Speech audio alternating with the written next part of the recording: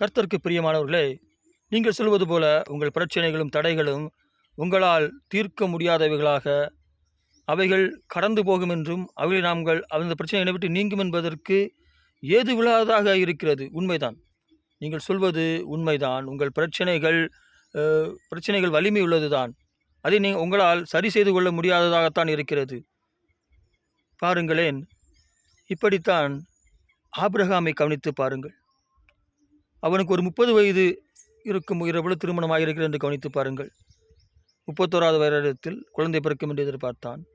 இப்படி பார்த்து கொண்டே இருந்தால் கிட்டத்தட்ட அவன் ஒரு 60 வருடங்களாக குழந்தை பிறக்கும் என்று நினைத்து கொண்டிருந்தான். முதலாவது அவனுக்கு குழந்தை பிறக்கும் என்பதை நம்புவதற்கு ஏதுவாக இருந்தது.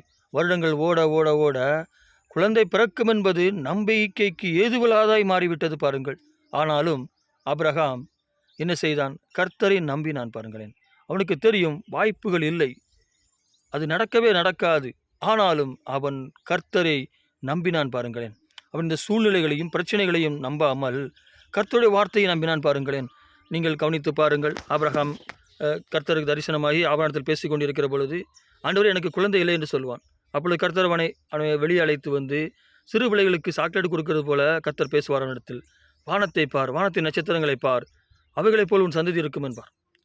இப்படி வருடங்கள் ஓடிக்கொண்டே இருக்கும். அடுத்த வருடம் இந்த பிரச்சனை நீங்கிவிடும், இந்த விஷயங்கள் நமக்கு கிடைத்துவிடும், நம்முடைய தேவை சந்திக்கப்படும் என்று நினைத்து கொண்டே இருந்தான். பாருங்கள், மீண்டுமாக கர்த்தர் தரிசனமாகி ஆகிற பொழுது மீண்டும் கர்த்தரிடத்தில் கேட்பான். அப்பொழுது கர்த்தர் கடற்கரைக்கு அழைத்து சென்று, கடற்கரை மணலை பார், எவ்வளவு அதிகமாக இருக்கிறது, அதை உன்னால் என்ன கூடுமா, என்ன முடியாதல்லவா, அதே போல உன் சந்ததி இருக்கும் என்று சொல்வார். ஆனாலும் பாருங்கள், ஆபிரகாம் அதை நம்பிக்கொண்டிருப்பான். பாருங்களேன், மீண்டுமாக அடுத்த வருடம் இந்த பிரச்சனை நீங்கிவிடும், இந்த தடைகள் நீங்கிவிடும் என்று நினைத்து கொண்டே இருப்பான். ஆனால் வருடங்கள் ஓடிக்கொண்டே இருந்தது. வருடங்கள் ஓட ஓட அவனுடைய காரியங்கள் நடைபெறுவதற்கு ஏதுவில்லாதா இருந்தது.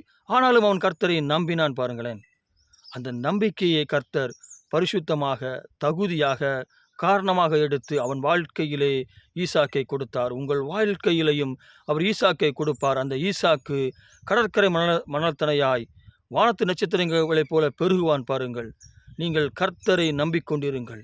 நம்புவதற்கு ஏதுவில்லாதை நீங்கள் நம்புவீர்கள். ஏனென்றால் நீங்கள் ஆபிரகாமின் சந்ததி, அவனுடைய பிள்ளைகளாக இருக்கிறபடினால் நம்புவதற்கு ஏதுவில்லாதாக இருந்தாலும் அதை நம்புங்கள்.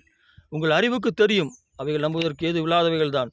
இருந்துட்டு போட்டு உங்கள் அறிவிடத்தில் சொல்லிக் கொள்ளுங்கள், ஆமாம் அது நடப்பதற்கு வாய்ப்பில்லை தான், ஆனால் கர்த்தர் அதை நடப்பிப்பார் என்று நீங்கள் உறுதியாக நம்புங்கள். கர்த்தர் உங்கள் நம்பிக்கையையும் உங்கள் காத்திருப்பதை நிறைவாக்குவாராக. ஆமேன்.